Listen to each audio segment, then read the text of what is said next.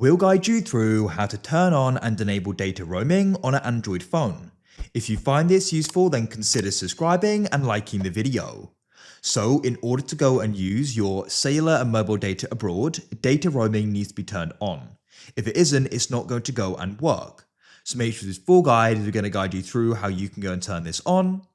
Just remember, this can come at an extra cost potentially, so it's worth checking with your mobile network provider if this is included in your plan or not, otherwise you may go and be charged extra. So this setting sort of protects you from that. But if you want to go and turn it on, what we're going to do is go and swipe up. You want to go and find the option for settings. If we struggle to find it, you can press search at the top and type in settings. Then you want to come into connections, and you want to then go and find the option for mobile networks. Then in here, we've got the option for data roaming. Then what you can do is go and hit the switch, and now it's going to be turned on. If you found this useful, then leave a like for more. Have a great day.